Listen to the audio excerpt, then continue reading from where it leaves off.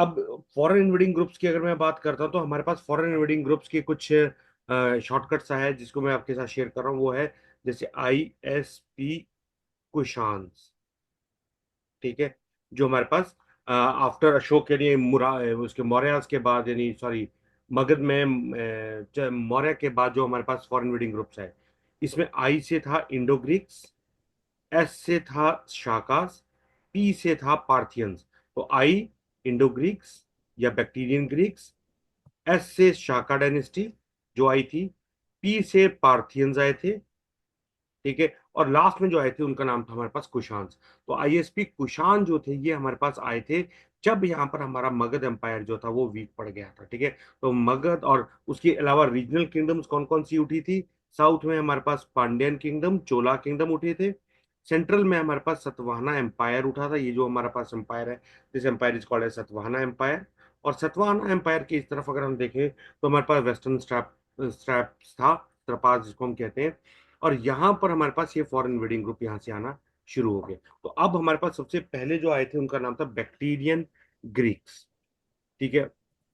अब Bactrian Greeks के बारे में इनको बारी बारी अगर हम देख लेते हैं तो हमारे पास बैक्टीरियन ग्रीक्स की अगर मैं बात करूं तो बैक्टीरियन ग्रीक्स के कंटेम्परेरी कौन कौन से चल रहे थे जो रीजनल ग्रुप्स हमारे थे? बैक्टीरियन ग्रीक्स के कंटेम्परेरी हमारे पास चल रही थी शुंग डायनेस्टी, ठीक है। वहां पर बैक्टीरियन ग्रीक्स जो थे यहाँ पर इंडिया में चल रही थी शुंग डायनेस्टी। और शुंग डायनेस्टी के फाउंडर थे, उनका नाम था पुष्यभूति शुंगा, ठीक है। उसके बाद उनके आगे अग्निमित्र, वासुमित्र और देवभूति। कन्नड़ डायनेस्टी वासुदेव, सुशर्म। और उसके बाद सतवाहना जो कि साउथ इंडिया में, सेंट्रल इंडिया में हुई थी। ये फीमेल नेम्स के ऊपर चलती थी, जैसे गौतमी पुत्र सतकर्णी, गौतमी मदर का नाम, पुत्र गौतमी का पुत्र सतकर्णी। तो गौतमी पुत्र सतकर्णी या फिर ऐसे करके इनके नाम चलते थे सतवाहना डायनेस्टी के। फाउंडर वॉज सिमुखा, उसके बाद सतकर्णी, फिर गौतमी पुत्र सतकर्णी, और फिर पुलाकमी। तो ये इनके यहाँ पर इंडिया में उस टाइम पे हमारे पास चल रहे थे।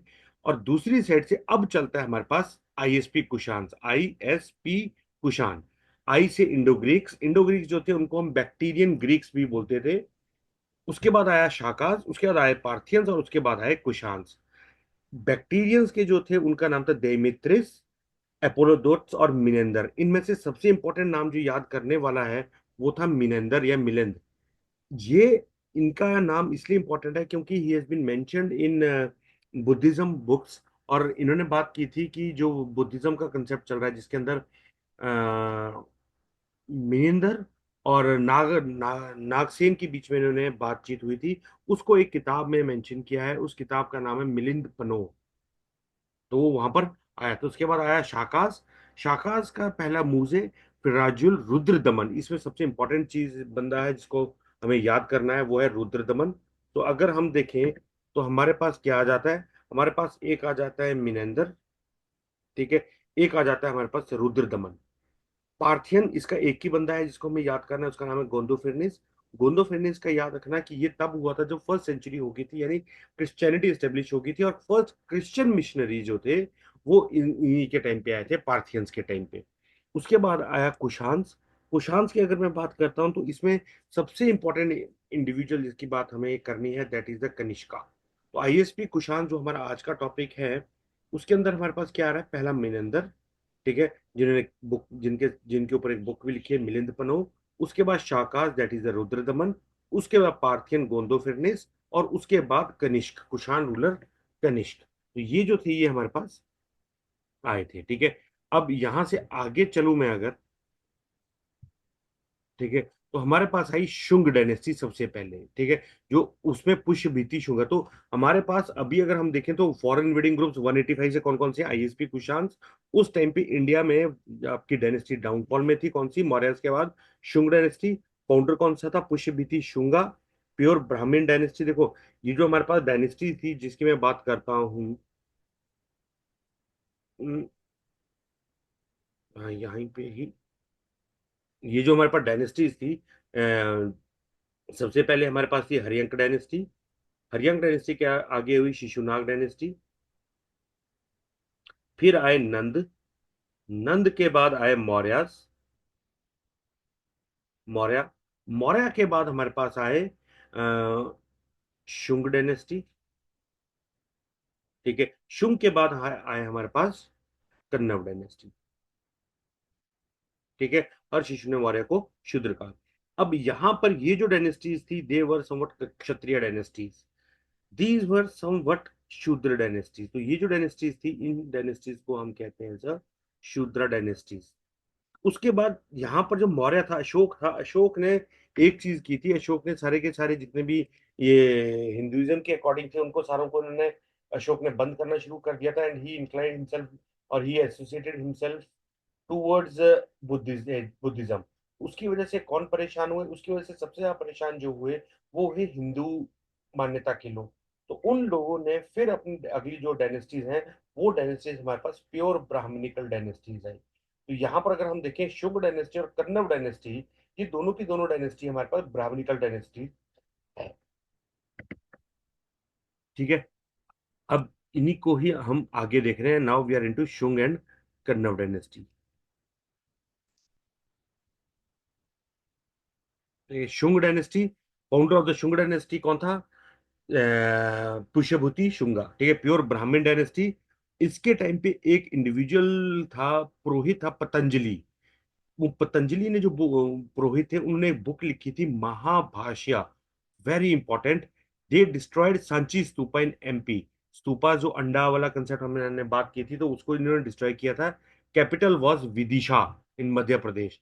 तो पुष्यभूति कहाँ पे थे? अगर आप मैप में यहाँ पर देख रहे हो, तो Pushyabhuti will be somewhere in the central part. ठीक है, इनके आगे अग्निमित्र इनका बेटा हुआ, son of Pushyabhuti, who repaired the Sanchi stupa.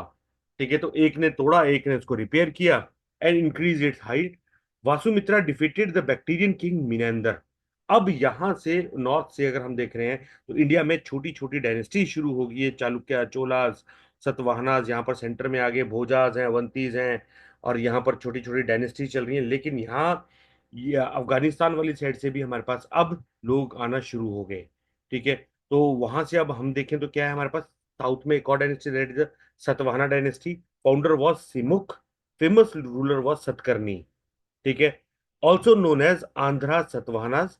Capital was Pratishthan, Maharashtra में, later Amaravati. Famous ruler Satakarni, Gautamiputra Satakarni was his further this. ठीक है, तो यहाँ पर हमारे पास Simuka, also known as Andhra, famous ruler Satakarni, इनके जो बेटे थे गौतमी पुत्रा सतकर्णी। ठीक है, और इसके बाद हमारे पास आगे आते हैं, उनका नाम था पुलकमी। सतकर्णी वन की एक चीज कॉपीज में लिख लेना, Nana Ghat inscription, built by his mother Nagananda. तो नाना घाट इंस्क्रिप्शन लिख लेना। Gautamiputra Satakarna most powerful of this, his details mention in Nasik inscription, दो इंस्क्रिप्शन आ गई। Built by Balashri Gautami. ये जो आपकी ये सारी की सारी डायनेस्टीज हैं, ये मदर के नाम पे ही चल रही हैं। In this inscription he is considered as kings of king, as he had defeated Bactrian, Shaka and Parthians. तो इसको किंग गौतमी पुत्र सतकर्णी को किंग्स ऑफ द किंग्स भी कहा जाता है। ठीक है, उसके बाद आगे आ जाओ, सतवाना डायनेस्टी, सतकर्णी। नानघाट इंस्क्रिप्शन मैंने जिसकी बात की थी, which was written by his mother Nagananda, वो ऐसे करके कुछ इंस्क्रिप्शन है। ठीक है, नानघाट इंस्क्रिप्शन। उसके बाद आगे नानघाट इंस्क्रिप्शन, उसके बाद मोस्ट पावरफुल ये उसकी दूसरी वाली इंस्क्रिप्शन आ गई। Achievement of Satavahanas, first to introduce lead coins in India. Copy में जरूर लिख लेना इस चीज को, they were first to introduce lead coins in India. Art and architecture में अगर हम देखें, Kailash caves near to Ellora are and related to Hinduism. Kailash, Ajanta, Ellora, तीन केव्स हैं जो कि बहुत इंपॉर्टेंट हैं सातवाहनास के टाइम की। Kailash caves near Ellora related to Hinduism. Ajanta caves related to Buddhism. Ajanta caves related to Buddhism. Ellora caves में बुद्धिज्म, जैन और हिंदू तीनों है। ठीक है, I repeat, Kailash caves near to Ellora, ये हिंदुइज्म से हैं। अजंता केव्स बुद्धिज्म से हैं, और एलोरा केव्स जो हैं वो हिंदुइज्म, बुद्धिज्म और जैनिज्म तीनों की हैं। इसके बाद कार्ले चैत्य इन्होंने दिया था, which is related to the Buddhism in Pune. Chaitya क्या होते थे? इनके टाइम पे दो चीजें हुआ करती थी, वन वॉज चैत्य एंड अनदर वन वॉज विहार। चैत्य वॉज प्रेयर हॉल, यहाँ पे बैठ के ये हो सकता है अपनी प्रेयर्स करते हो। विहार वॉज देयर हॉस्टल, तो ये हॉस्टल में रहते थे और करते थे जो मतलब पूजा करने के बाद, तो उसको ये कहते थे एज अ विहार। तो we had two option, one is chaitya, another one is vihara. ठीक है, इन दोनों को भी याद रखिएगा। तो we had completed Shunga dynasty and we have मतलब कंप्लीटली डिस्कस्ड सतवाहना डायनेस्टी। ठीक है, उसके बाद फॉरेन डायनेस्टीज की हम बात करें तो फॉरेन डायनेस्टीज में कौन सी आ गई हमारे पास? बैक्टीरियन। बैक्टीरियन में कौन थी? यावक या Yavana. Ruler Demetrius, founder and made Sialkot Pakistan as capital. ठीक है, बहुत इंपॉर्टेंट चीज है सियालकोट, या ये जो है इसको कैपिटल बनाया गया पाकिस्तान में। They were first invaders to rule India. First invaders है जिन्होंने इंडिया को रूल किया था। They were of the Greek origin people. He made Sialkot Pakistan as capital. ठीक है, वेरी इंपॉर्टेंट। उसके बाद Apollodotus expanded his reign till Patliputra. He was defeated by Shung king Vasumitra. His conversation with Buddhists is about Menander. Nagasena has been written in Milinda Panho by Nagasena. इस book का नाम अपनी copies में जरूर लिख लीजिएगा, बहुत इंपॉर्टेंट है। ठीक है, they were first to introduce coins with words. इनके सिक्कों में लिखा गया था, तो एक अलग से लिख दीजिएगा कि लेड कॉइन्स किसने बनाए, लिखे हुए जिसमें फर्स्ट टाइम वर्ड्स यूज किए गए सिक्के वो किसने बनाए। आगे देखते हैं। They were first to introduce Hellenistic Greek art form in India. वो फर्स्ट लोग थे जिन्होंने हेलेनिस्टिक या ग्रीक आर्ट फॉर्म इंडिया में शुरू किया। In which prominent body forms were sculptured with emotions. तो ये हेलेनिस्टिक आर्ट जो है यहाँ पर आया था। ठीक है, तो शुंग डायनेस्टी यहाँ पर चल रही है। बैक्टीरियन को हमने कवर कर लिया। मूविंग फर्दर, उसके बाद आ गई हमारे पास शाका डायनेस्टी। शाकास में भी हमने देखा था कि नोन एज साइंथियास। ठीक है, तो ये साइथियंस किंगडम थी जो कि इसके बाद चली। तक्षशिला में इनका मेन था। Mouse was the founder. Ujjain में रुद्रदमन, भोपाल में अंबावती, और मथुरा किंग राजुल, और नासिक में भीममुख था जो कि इनका प्रोमिनेंट था। इंपॉर्टेंट शाका किंग्स कौन से थे? Rajul, that is in Mathura. ठीक है, he was defeated by the king Ujjain king of Ambavati. ये इंपॉर्टेंट है, इसका नाम रखिएगा। On his great victory Ambavati proclaimed himself as Vikramaditya. तो Vikramaditya is a title given to them and started a new self calendar known as Vikram Samvat. Copies में इसको भी note में डाल देना कि एक विक्रम संवत किसने शुरू किया था। Vikram Samvat was started by him. उसके बाद आ जाओ रुद्रदमन।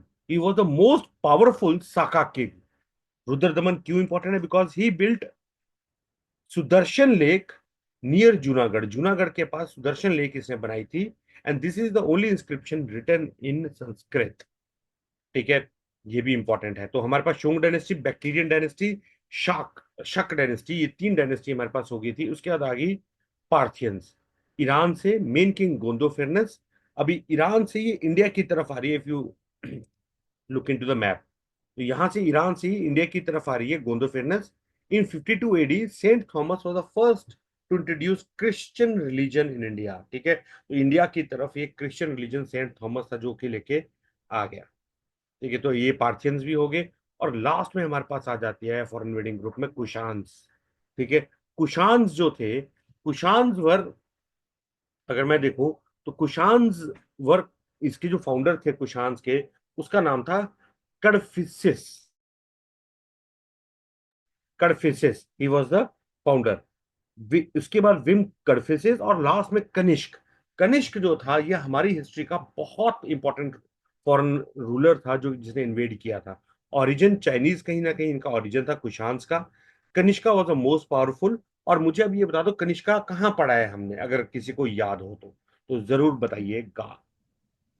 तो कुशान इज इंपॉर्टेंट वाई, क्योंकि वो जो फोर्थ बुद्धिस्ट काउंसिल हुई थी जो कश्मीर में हुई थी, ठीक है, वो भी इसी के टाइम पे हुई थी, in during the rain of Kanishka. So it was very important. ठीक है, तो इसके अंदर क्या क्या चीजें हैं जो हमारे पास इंपॉर्टेंट है?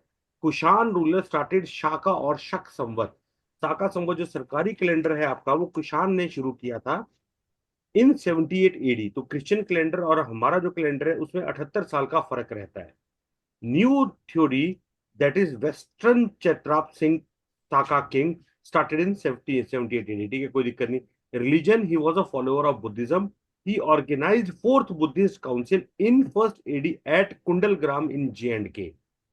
First to engrave Shakya Muni Buddha, that is standing Buddha in coins, very important. और क्वाइनेज के लिए नोटबुक्स पे लिख लेना, he was the first to introduce pure gold coins known as दिनार।